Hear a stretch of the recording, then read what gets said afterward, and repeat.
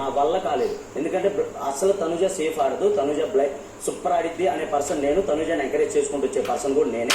తను నిజంగానే ఒప్పుకుందా లేకపోతే సేఫ్ అని నేను అన్నా, తన గేమ్ అదా అని నాకు అర్థం కాలేదు. అందుకే ఆ రోజు నేను తనతో మాట్లాడదలుచుకోలేదు కూడా. ఒకవేళ డైరెక్ట్ నామినేషన్ వస్తే నాకు తనుజ ఈ రోజు చేసిన పని నచ్చలేదురా, నాకు తనుజని చేస్తానేమో, అది చిన్న పాయింటే ఉంది అని చెప్పేసి చెప్పా వాడికి. అలాంటి పర్సన్ ఎలా పెడతాడు పాయింట్లు, కళ్యాణ్ కరెక్ట్గా మాట్లాడతాడా లేదా అనేది చూసా. ఒకవేళ నిజంగా కళ్యాణ్ తనుజ పేరు చెప్పకపోయి ఉంటే వేరేలా ఆలోచించేవాడినేమో, వేరే స్టెప్ తీసుకునేవాడినేమో. నేను రిస్క్ చేయదలుచుకోలేదు, సేఫ్ అస్సలు దలుచుకోలేదు. అండ్ నెక్స్ట్ పాయింట్, తనుజ నీలో నాకు నచ్చని విషయం చెప్తున్నాను. నువ్వు ఒక పాయింట్ మీద స్టిక్ అనే ఉండట్లేదు తనుజ.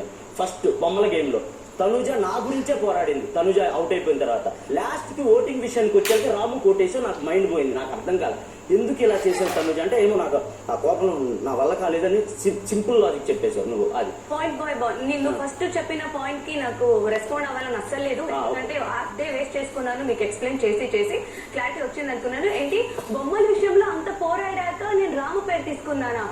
ఇదే మనిషి చెప్పాడు నాకు, నేను లైక్ ఎంతైనా నేను పని చేయగలుగుతా, నాకు ఫుడ్ లేకపోయినా నేను ఉన్న దాంట్లో సర్దుకుపోతా, నేను ఇక్కడ ఉంటాను. కానీ కొంతమంది ఇక్కడ సఫర్ అవుతున్నారు, సుమన్ సఫర్ అవుతున్నారు, అందరూ సఫర్ అవుతున్నారు, అందరూ సఫర్ అవుతారు. లేదు ఆయనే చెప్పాడు, లైన్ గా నించినప్పుడు అక్కడ ఇలా తల కొక్కుంటూ ఇలా తల ఊపాడు. ఆ తల ఊపినందుకేనే నేను అంత కాన్ఫిడెంట్ గా నేను రాముని సేవ్ చేశాను, లేకపోతే నేను సేవ్ చేసేదాన్ని కాదు.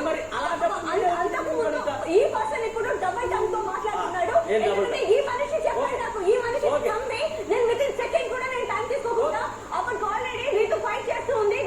రాము వెళ్ళాలి, రాము ఓనర్ గా వెళ్ళాలి, రాము ఓనర్ గా వెళ్ళాలి.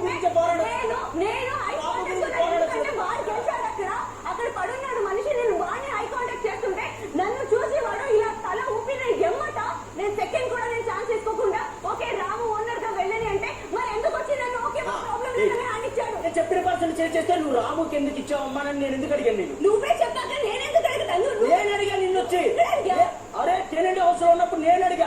అదేంటి నువ్వు రాము పేరు ఎందుకు చేంజ్ చేసావు అంటే, ఇంకెందుకు గొడవ, నాకు అసలు ఇదైపోయింది, నా గొడవ ఎందుకు అనిపించింది, అందుకే రాము